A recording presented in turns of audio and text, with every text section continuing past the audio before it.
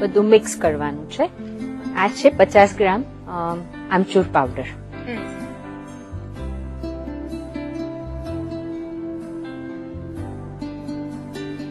આમચૂર powder એટલે આંબોળિયાનો ભૂકો. Okay. અને આમાં એવું કઈ ખરું ફ્રેશ લઈએ અથવા તો કોઈ ખાસ પ્રકારનો લઈએ છે આંબોળિયાનો પાવડર? ના, એટલું બીજું કઈ નહીં, પણ આંબોળિયા જો બહુ જૂનું હશે તો કાળો થઈ જાય છે. આમચૂર પાવડર ઘરમાં બી પડ્યો રહ્યો હોય તો એ કાળો થઈ જાય છે, તો એ કાળો નહીં લેવાનો, પણ ફ્રેશ. ઓકે. અને ગરમ ચાસણી હોય એમાં જ એડ કરી દઈશું? હા. આદુની લાંબી લાંબી જુલિયન કરેલી છે, એની અંદર નાખી દેવાની છે. કેટલી છે આદુની ચીરીઓ? લગભગ એક મોટો કટકો છે, એને પતલી પતલી સમારી લીધી છે. અડધી ચમચી જેટલું લાલ મરચું. ખારેક પણ તમે લાંબી લાંબી સ્લાઇસ કરીને લીધી છે અને અગેન આદુ ને પણ એ જ રીતે સમારીને લીધું છે. તો આ એઝ ઇટ ઇઝ જ આને રાખીએ છીએ કે એને ક્રશ કરવાનું ના, આમ જ, એટલે અંદર ચાવવામાં આવે એવી જ રીતે રાખવાનું. ઓકે. શેકેલા જીરાનો પાવડર છે, એ પણ અડધી ચમચી. સંચળ છે, એ 5 ચમચી જેટલું. મીઠું ચપટી છે. ઓકે. અને મરી પાવડર છે, એ પણ લગભગ 1 ચમચી જેવો.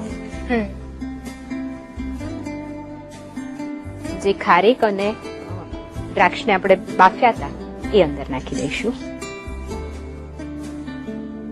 અચ્છા. બહુ જ ફાઇન સુગંધ આવે છે કે પાછું ગરમ ગરમ છે એટલે મસાલા સરસ બ્લેન્ડ થઈ જશે. હવે તને છે ને ખરેખર મથુરા જવાનું મન થશે. ઓકે. કારણ કે ત્યાં ગલીએ ગલીએ આ ચટણી મળે. આ જ રીતે લાઈક આ જ ફોર્મમાં હોય છે, આ જ કન્સિસ્ટન્સી હોય છે, કોઈ જ ફેર નહીં? કઈ જ ફેર. ઓકે. સર્વ કરીએ.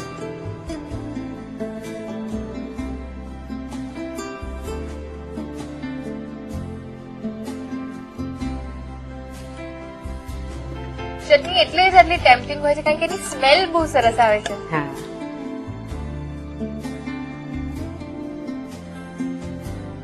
સમોસા, કચોરી, દહીંવડા સાથે સ્પેશિયલ આને સર્વ કરવામાં આવે છે અને ચટાકેદાર ચોબાજીની ચટણી તૈયાર.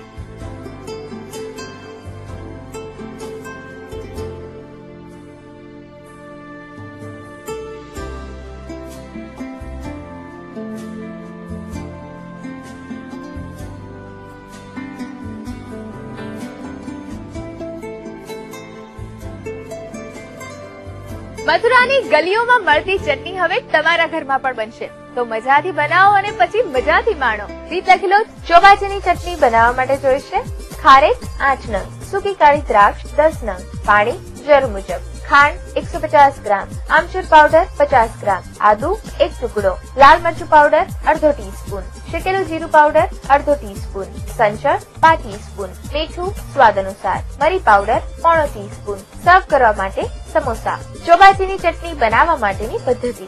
સૌપ્રથમ એક પેનમાં ખારેક લઈ તેમાં સૂકી કાળી દ્રાક્ષ અને પાણી ઉમેરી થોડીવાર કુક થવા દો. પછી તેને એક બાઉલમાં કાઢી લો. ફરી એક પેનમાં ખાંડ લઈ તેમાં પાણી ઉમેરી એક તારની ચાસણી તૈયાર કરો.